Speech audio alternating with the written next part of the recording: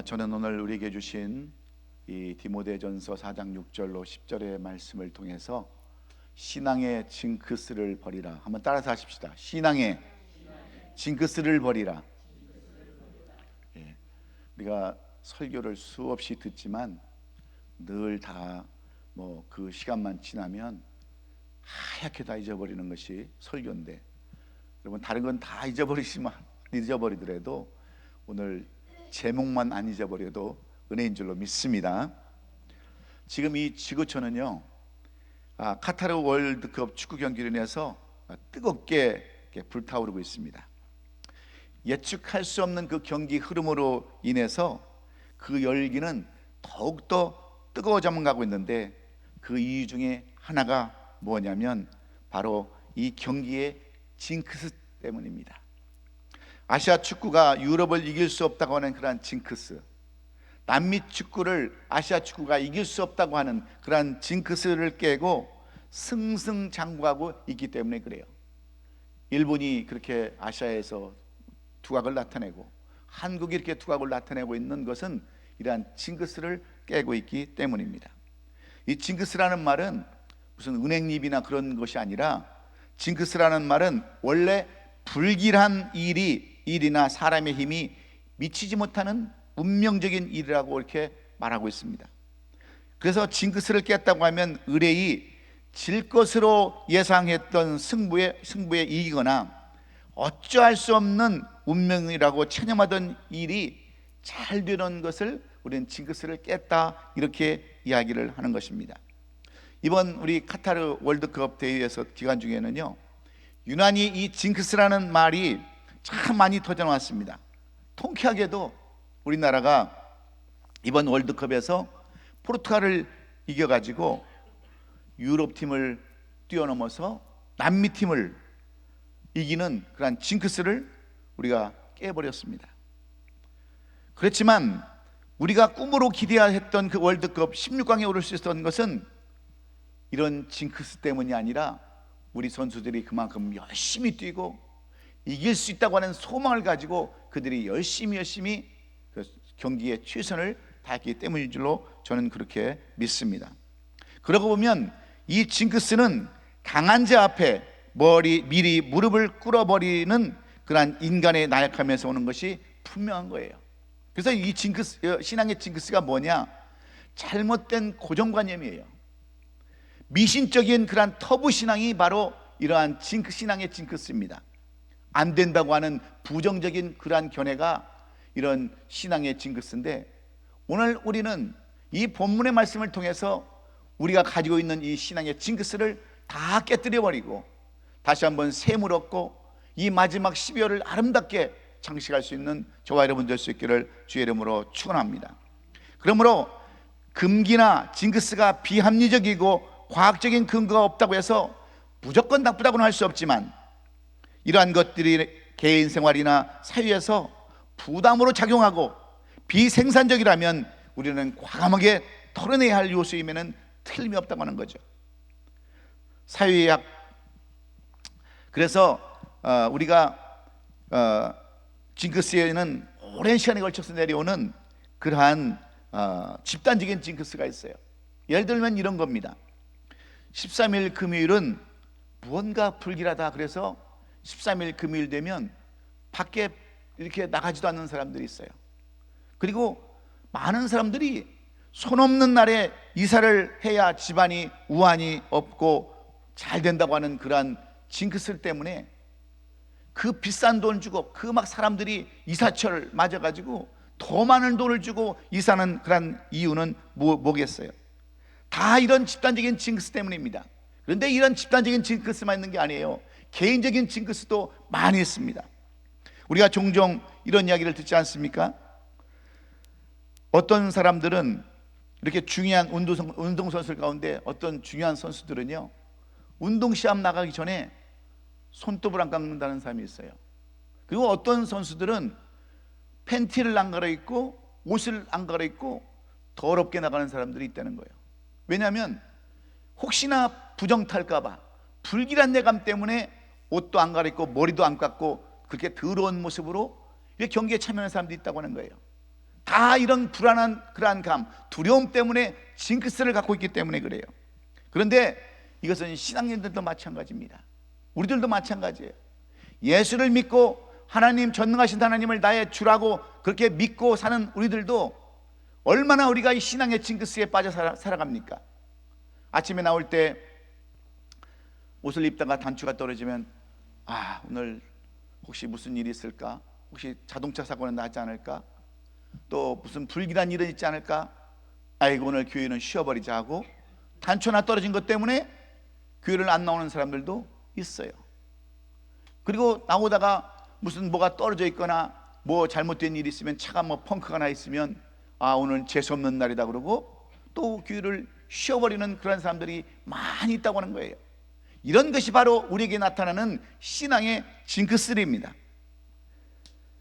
이러한 징크스가 여러분 가운데서 빠져 살기 때문에 우리가 신앙생활에 발전이 없고 또 더 나은 열매가 없는 이유는 이렇게 부정적인 견해, 잘못된 그 민속신앙, 잘못된 그런 미신적인 터부신앙 때문에 우리가 이렇게 올바른 신앙생활을 하지 못하고 열매 없는 그런 신앙생활을 하기 때문에 오늘 이 본문은 우리에게 바로 이 신앙의 징크스를 버리라고 하는 제목으로 우리에게 말씀해 주는 그러한 내용입니다. 이 디모데전서는 디모데가 에베소 교회에서 목회를 할 때에 사도 바울이 그에게 보낸 편지의 내용들입니다. 우리가 잘 아는 디모데는 그의 어머니와 그의 외할머니 신앙을 본받아서 어렸을 적부터 어떤 신앙으로 그는 컸습니까? 모태 신앙으로 자랐어요. 그래서 지금까지 이 사도 바울의 마음에 쏙 드는 사람으로 그렇게 지금까지 목회를 잘하고 있었지만 그의 나이가 어렸습니다. 그리고 그 당시 에베소 교회는 많은 이단자들과 거짓 선지자들과 영주주의에 의해서 심히 많은 사람들이 이 신앙의 그러한 징크스로 살아갈 수밖에 없었어요. 그러니까 부정적인 견해로 살아갈 수밖에 없었어요.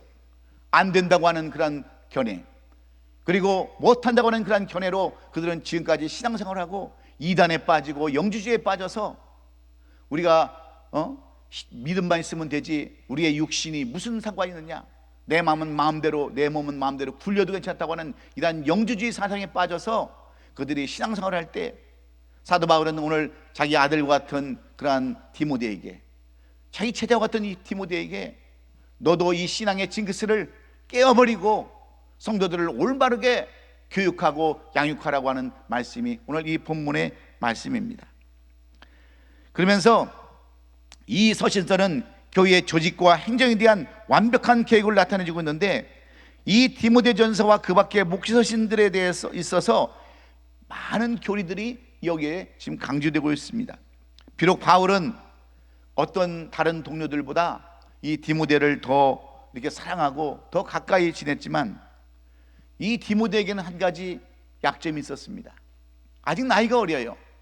뿐만 아니라 여러 가지로 그 환경에 적응할 수밖에 없는, 그리고 거짓 이단자들과 거짓 교사들에 의해서 이렇게 신앙이 좌우로 움직일 수밖에 없었던 그러한 상황에 빠져 있었던 것이 디모데였기 때문에 사도 바울은 오늘 이 서신서를 쓰면서 너는 먼저 신앙의 징크스, 잘못된 것, 고정관념, 이런 이단 사상에 대한 이런 관념을 먼저 버리라고 교훈하는 내용이 오늘 이 본문 디모데전서 4장 6절로 10절의 말씀이에요.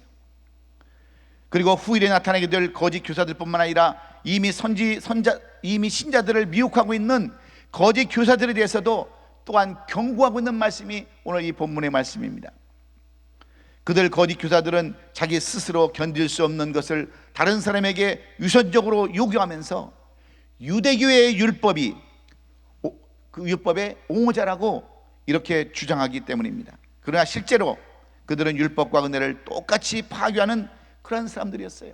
그래서 이 사도 바울은 이 디모데에게 너는 절대로 이 신앙의 그 징크스를 버리고 신앙의 잘못된 그런 고정관념을 버리고 미신적인 그런 터부신앙을 버리고 성도들을 잘 양육해서 성도들이 옳은 대로 갈 수 있도록 그렇게 가르치라고 말씀한 뿐만 아니라 오늘 우리에게도, 각자 개인에게도 여러분들은 이 잘못된 신앙 그걸 잘 버리고, 이 잘못된 신앙의 그 징크스를 버리고 새로운 마음으로 다시 한번 출발하라고 하는 것이 오늘 이 본문이 우리에게 주시는 말씀입니다.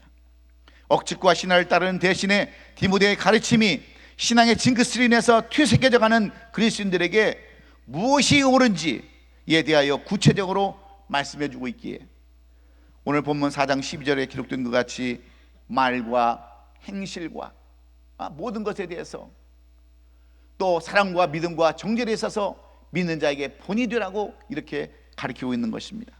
그렇다면 신앙의 징크스를 버리고 주의 기쁜 성도들이 되는 길은 과연 어떤 길이라고 오늘 사도 바울은 우리에게 또 디모데에게 말씀하고 있는 것일까요? 첫째는 훈련을 받아야 된다는 거예요. 뭘 훈련을 받습니까? 말씀으로 훈련을 받아야 우리가 신앙의 징크스를 벗어날 수 있다라고 사도 바울은 우리에게 가르치고 있습니다. 오늘 본문 6절에 보면 내가 이것으로 형제를 깨우치면 그리스도 예수의 좋은 일꾼이 되어서 믿음과 말씀과 내게 따르는 좋은 교훈으로 양육을 받으리라 그랬습니다. 이 말씀은 경건에 이르도록 훈련하라고 하는 그런 말씀과도 같은데, 이 말씀은 우리에게도 주시는 말씀과 같습니다. 예수 그리스도의 좋은 일꾼이 되기 위해서는 말씀으로 훈련을 받아야 된다는 거예요. 그래서 사도 바울은 목회자인 디모데가 교인들을 그리스도 예수의 좋은 일꾼으로 양육시켜야 함을 강조하고 또 강조하고 있는 겁니다. 그리고 교인들을 그리스도 예수의 좋은 일꾼으로 양육시키는 방법이 믿음의 말씀과 좋은 교훈이라고 이렇게 단정하고 있어요. 믿음의 말씀은 뭘 얘기하는 겁니까? 복음을 얘기하고 있는 거예요.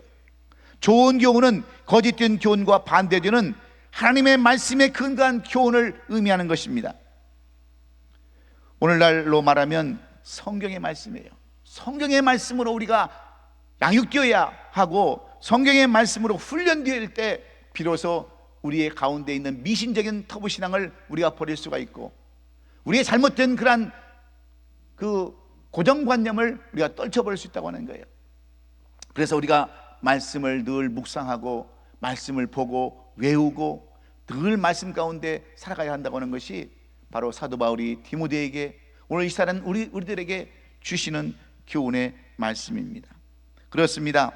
자기를 훈련하지 않는 사람이 다른 사람을 권하고 가르치면 문제가 생길 수밖에 없어요. 또 성령께서 주신 은사를 가지고 일해야 좋은 열매를 맺을 수밖에 없습니다. 전심전력하며 성숙한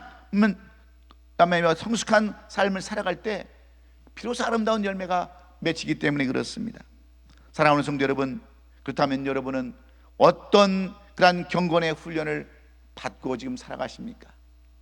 날마다 말씀을 묵상하고 하루에 한 장이라도 하고 한 절이라도 말씀을 묵상하고 살아가는지, 그 말씀으로 우리가 훈련받고 있는지 한번 내 자신 한번 살펴보세요. 지금 때는 악해져서 말세에 점점 가까워지고 있는 이때입니다. 물론 주님이 언제 오실지 우리는 아무도 모르지만 우리의 때는 점점점 다가오고 있어요. 그럴 때 우리는 어떤 그러한 삶으로 훈련받고 연단받고 있는지 우리 자신을 한번 살펴보시기 바랍니다. 그럴 때 우리는 성숙한 삶을 살 수 있기에 오늘도 말씀으로 양육받고 말씀으로 훈련받는 저와 여러분 될 수 있기를 주의 이름으로 축원합니다. 그럴 때 사단은 매일매일 훈련하지 못하도록 많은 방해를 하지만 그 방해를 이기고 조금씩 나가다 보면 우리는 반드시 아름다운 결실들이 있게 될 줄로 믿습니다. 이제 얼마 남지 않은 이 한 해, 정말 잘못된 신앙의 고정관념에서 우리 모두 다 벗어나서 제대로 된 삶을 살아가시기를 여러분들이 원하신다면 먼저 말씀으로 훈련받고 말씀으로 연단받아서 이 마지막 한 해를 아름답게 장식하는 저와 여러분 될 수 있기를 예수님의 이름으로 축원합니다. 두 번째로, 우리가 정말 신앙의 징크스를 버리려고 하면 어떤 삶을 살아야 되는가? 허탄한 신화를 버려야 한다라고 말씀하고 있습니다. 오늘 본문 7절에 보면 이렇게 써놨어요. 망령되고 허탄한 신화를 버리고 경건에 이르도록 내 자신을 연단하라 그랬습니다. 여기서 망령되다는 말은 문지방을 넘어선다 그런 뜻입니다. 문지방을 넘어선다. 하나님께서 거룩하지 않다고 말씀하신 것으로 넘어간다 하는 그런 말이 바로 망령된 말이에요. 그러므로 우리의 신앙은 하나님께서 말씀하신 거룩한 삶의 자리에서 늘 머물러 살아야 되는 거예요. 여러분, 누구든지 뭐 세상 즐기고 싶지 않은 사람이 누가 있겠어요? 예? 누가 텔레비 안 보고 싶은 사람 누가 있겠고, 누가 즐거운 삶을 살고 싶지 않은 사람이 누가 있겠습니까? 그런데 오늘 성경은 우리 그리스도인들은 이 망령된 삶을 버려야 한다는 거예요. 거룩함의 문지방을 넘어서 세속으로 건너가서는 안 된다고 하는 거예요. 왜 그렇습니까? 우리 권사님이 한번 그러시더라고요. 네? 우리 식사하시면서 못돼 신앙이냐고, 언제부터 예수 믿었냐고 우리 강 권사님이 그러셨어요. 그래서 늦게 믿었습니다 그러니까, 그리고 뭐 이렇게 하니까 뭐 권사님 막 화를 내시면서 막 역증을 내시면서 그렇게 살면 안 된다고, 나는 이렇게 살았다라고. 그 모습이 얼마나 보기 아름다운지 몰라요. 끝까지 믿음 지키면서 그게 살겠다고 다짐하는 그 권사님을 보면서 제대로 신앙을 이렇게 가지셨구나 하는 그런 모습을 볼 수 있었습니다. 그런가 하면 허탄한 신화를 버리라고 말씀하고 있습니다. 여러분, 허탄한 신화라는 것은 무엇을 말하고 있습니까? 늙은 노파가 어린아이에게 들려주고 싶어하는 헛된 말이 바로 여러분 헛된 신화입니다. 할머니가 어린 손주들을 재우면서, 아이들을 재우면서요, 잠재우기 위해서 동화 같은 이야기를 들려주지 않습니까? 이런 이야기들은 대부분 우아이거나 거짓으로 지어낸 그런 말들이에요. 요즘같이 책을 통해서 뭐 읽어주는 것이 아니라 애를 이렇게 재우다가 뭐 동화도 얘기해주고 그러잖아요. 뭐 심청이 얘기도 해주고 무슨 뭐 이두령 얘기도 해주고, 그러다가 할 얘기가 없으면 이제 거짓말로 또 꾸며내서 또 얘기해서 애를 재워야 될 거 아니에요. 그러니까 전부 다 여러분 그 말이 다 사실인 것 같지만 거짓말도 참 많이 있어요. 그런데 아이들은 할머니가 그 해주시는 그러한 허탄한 이야기들을 얼마나 재밌게 들으면서 사실로 받아들입니까? 특별히 이스라엘 백성들은 조상들의 이야기를 참 많이 해줬어요. 그런데 그 조상들의 이야기 가운데는 사실적인 이야기만 있는 것이 아니라 또 허황되고 거짓된 것들도 많이 있었어요. 꾸며낸 얘기들도 많이 있었어요. 그런 것들이 바로 허탄한 신화예요. 그런데 신화라는 말이 그렇습니다. 신화는 사실을 근거로 한 것이 아니라 마치 사실인 것처럼 그렇게 꾸며대는 것이 신화라는 거예요. 그런데 여러분, 우리나라에는 어떤 신화가 있습니까? 우리나라에는 단군 신화라는 게 있어요. 단군 신화. 이 단군 신화는요, 고려시대에 일련이라고 하는 스님이 쓴 삼국유사에 나오는 이야기인데, 옛날에 환인이라고 하는 환인이, 그 환인의 서자였던 그 환웅이 천하의 뜻을 두고 인간 세상을 탐내어서 환인에게 그것을 자기에게 달라고 요구를 하는 겁니다. 아버지 환인은 환웅의 요구를 허락해서 환인에게 그 허락을 해줘요. 그래서 환웅은 풍백과 우사와 운사라는 세 신과 함께 3,000명의 그 부하를 데리고 저 태백산 골짜기에서 그 산단수에서 이게 나라를 탐치고 있었어요. 그런데 그 동굴에는 곰 한 마리와 호랑이가 살고 있었어요. 근데 이 곰과 호랑이가 사람이 되기를 원한다는 거예요. 그럴 때 이 환웅이 뭘 합니까? 쑥과 뭘 줘요? 마늘. 그것을 주면서 그걸 먹고 굴 속에서 나오지 않고 햇빛을 안 받고 살면 그 사람이 된다라고 그렇게 가르쳐 준 것이 단군 신화의 시작이에요. 그러니까 곰은 곰처럼 웅크리고 앉아서 21일 동안 그 마늘과 쑥을 먹으면서 어떻게 됐어요? 사람이 돼가지고 웅녀라고 불렀어요. 웅녀. 그런데 호랑이는 성질이 급해서 먹다가 나와가지고 사람이 못 됐어요. 그런데 이 아름다운 웅녀가 되자 환웅과 결혼을 해서 우리 민족이 태어났다는 거예요. 그 우리는 조상이 누구예요? 곰이에요. 곰.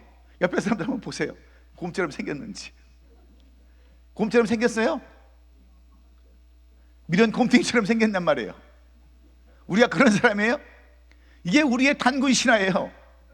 그래서 우리는 다 이 신화를 믿으면 다 우리는 곰의 조상, 곰이 우리 조상인 거예요. 곰이. 그래서 여러분들 창경원이나 동물원에 가면 곰을 조상처럼 섬겨야 되는 거예요. 여러분들은 이 성경대로 한다면, 이 신앙의 징크스를 버리지 않으면 우리는 그렇게 살아갈 수밖에 없는 거예요. 참 보면 어떤 사람들은 곰처럼 생겼어요. 진짜 미련하기 짝이 없고. 그래서 진짜 나도 그렇게 생각을 해봤어요. 야, 우리 조상은 진짜 곰인가 보다. 근데 여러분, 단군 이 신화가 맞는 신화입니까? 어쩔 수 없이 우리 조상들의 어떤 그 근거를 만들어야 되니까 이렇게 만드는 거예요. 그런데 실제적으로 여러분, 한국에는 단군 신상을 이 초등학교마다 만들어 놓고 다니는 사람들이 있어요. 원래 3,600개를 만들려고 그랬대요. 3,600개. 그러다가 이 기독교에서 너무 반대를 하니까 몇백 개 만들다가 지금 말았는데, 이런 사람들은 우리 조상이 곰이라는 거예요. 곰. 그래서 그것을 초등학교 그 학교에다가 단군 신상을 세워놓고 걔들을 그렇게 가르치려고 그러는 거예요. 여러분, 단군 신화가 사실입니까? 우화에 불과하지 않는 거예요. 근데 우리는 그런 잘못된 사람들의 그 신앙에 따라서, 아, 그렇지, 우리도 다 곰의 조상이니까, 곰이 후손들이니까 단군 신상을 만들어 놓고 그것도 절하고 그렇게 해야지 하면서, 기독교인들도 그런 사람이 있다는 거예요. 기독교인들도. 얼마나 어리석은 그러한 모습들입니까? 왜 그래요? 무엇 때문입니까? 허탄한 신화를 버리지 못해서 그래요. 허탄한 신화를 버리지 못하니까 늘 이런 삶을 살아가고 있는 거예요. 신화는 그저 신화로서 가지고 있을 뿐이지 역사적 사실로 만나든지 그것을 진짜라고 말하는 것은 분명히 잘못된 것입니다. 그래서 사도 바울 오늘 본문에서 그런 이야기는 우리 경건에 아무런 유익이 없다라고 이렇게 가르치고 있는 거예요. 그래서 망령되고 허탄한 신화를 언급하면서 망령되고 허탄한 신화는 버려야 한다, 이렇게 말씀하고 있는 겁니다. 우리 그리스도의 좋은 일꾼으로 성장할 수 있는 방법은 오직 하나님의 말씀에서 비롯되고 우리가 하나님의 자녀라는 것을 잊지 않아야 허탄한 신화를 버릴 수 있는 줄로 믿습니다. 그런데 우리들은 어때요? 우리들은 이 허탄한 신화를 버리지를 못합니다. 허탄한 신화를 버리지를 못해요. 우리 가운데는요, 옛날에 왕년을 찾는 사람들이 얼마나 많은지 몰라요. 어떤 사람은 그렇게 얘기를 하더라고요. 저 경상도 안동에 가면 안동 김씨들이 사는 마을이 있대요. 그런데 어느 목사님이 거기에 가서 부임을 해서 인사를 하는데, 이 사람은 가니까 이렇게 환대를 안 하는 거예요. 왜 목사님이 갔는데 환대를 안 하는 줄 아세요? 양반이 아니라고. 예? 양반이 아니라고. 우리는 안동 김씨들만 사는 이런 동네인데 목사님이 양반이 아니라고 해서 그렇게 목사님을 환대를 안 해서 목사님이 가서 그랬다는 거예요. 우리 아버지는 김씨가 아니지만 우리 어머님이 안동 김씨입니다. 그랬더니 그때부터 환대를 해가지고 목회를 했다는 거예요. 여러분, 그게 무슨 의미가 있겠어요? 우리는 때로 이 허탄한 신화를 못 버려요. 그래서 왕년에 내가 뭐 이렇게 살았다라고, 왕년에 내가 이렇게 돈을 많이 여러분, 왕년이 무슨 필요가 있어요? 현실이 중요한 거지. 허탄한 신화에 빠지면 옛날 것을 자꾸 찾을 수밖에 없어요. 우리는 지금 옛날 걸 찾아야 할 사람들이 아닙니다. 현실을 입각하고 현실에 입각해서 오늘 우리 자신을 바라봐야 되는 거예요. 옛날에 내가 신앙생활 잘했으면 무슨 의미가 있겠어요? 지금 신앙이 엉망진창인데, 옛날에 좋은 직분을 받고 옛날에 어떤 그런 걸 받았으면 무슨 소용이 있겠느냐는 거죠. 지금 내 신앙생활이 엉망이고 지금 내 신앙생활이 허탄한 신화에 빠져 사는데 그것이 무슨 소용이 있냐는 거죠. 그러므로 오늘 사도 바울은 오늘 이스라엘 사는 우리들에게, 디모데에게 그런 허탄한 신화나 그런 것에 빠지지 말라고 하는 겁니다. 사랑하는 성도 여러분, 오늘 우리 자신 한번 뒤돌아보세요.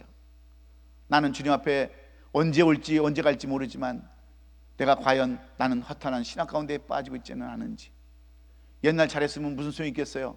옛날 신앙생활 잘하고 옛날 정말 헌신하고 봉사했으면 무슨 소용이 있어요?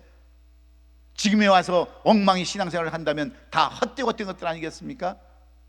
그러므로 오늘 우리 현실을 바라보면서 여러분에게 잘못된 것, 허탄한 신화, 잘못된 것들 다 시간 버리고 주님 앞으로 다시 한번 돌아오는 저와 여러분 될 수 있기를 주의 이름으로 축원합니다.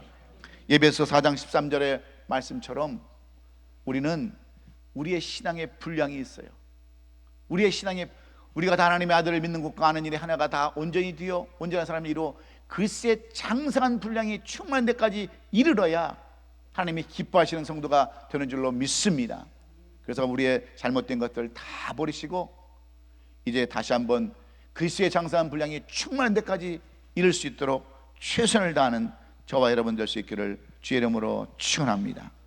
마지막으로 우리가 신앙의 징크스를, 고정관념을, 미신적인 타부신앙을 버릴 수 있는 그 길은 살아계신 하나님 앞에 소망을 두는 것이라고 오늘 본문 10절은 말씀해 주고 있어요. 10절에 이를 위하여 우리가 수고하고 힘쓰는 것은 우리의 소망을 살아계신 하나님께 두미니 곧 모든 사람, 특히 믿는 자들의 구주시라 그랬습니다. 바울은 우리의 소망은 살아계신 하나님께 둠이라고 하는 말로 그리스도인들이 주님의 일에 열심을 내야 하는 또 다른 이유를 밝히 말하고 있습니다. 살아계신 하나님이라는 말은 생명력도 없고 신이 아닌 우상을 대조시키는 것에 목적을 두고 말씀하신 내용입니다. 바울이 하나님을 모든 사람의 구세주로 묘사한 말에는 모든 사람이 구원을 받기 원하시는 하나님의 뜻이 여기에 반영되고 있는 거예요. 여러분, 우리의 인생이 정말로 두려워할 존재는 여러분 누구일까요? 바로 천지 만물을 만드시고 생명을 주관하시는 하나님 아니십니까? 그래서 우리는 그 하나님을 두려워할 줄 알고 그 하나님을 경외할 줄 알아야 되는 거예요. 그분이 한번 손가락만 한번 움직이면, 메네메네 데겔 우바르신이라고 했던 그 벨사살, 손가락 한 번만 움직이시면 모든 일을 다 주관하시는 그 하나님을 우리가 두려워할 줄 알고 그분에게 소망을 두는 사람만이 이러한 허탄한 신화를 다 버리고 신앙의 그러한 징크스를 벗어나서 올바른 삶, 그러한 고정관념에 빠진 그러한 삶을 살지 아니하고 올바른 삶을 살 수 있다고 하는 것이 오늘 사도 바울이 이제 목회를 시작하는 디모데에게, 이제 주님 앞에 갈 날이 멀지 않은 우리들에게 주시는 그러한 교훈의 말씀인 줄로 믿습니다. 사랑하는 성도 여러분, 사람은요 늘 두려움 가운데 살기 마련이에요. 그래서 이 이스라엘 백성들은 어떻게 삽니까? 그토록 하나님의 많은 기적을 보면서도, 그렇게 하나님께서 역사하시는 것을 많이 보면서도 모세가 시내산에 올라갔을 때 그들은 금송아지를 만들기도 했고요, 다른 그 족속들이 섬기는 그러한 신을 그들도 따라서 섬기는 그러한 일들을 얼마나 반복했습니까? 왜 그래요? 그들의 삶 가운데 두려움이 있기 때문에 그렇습니다.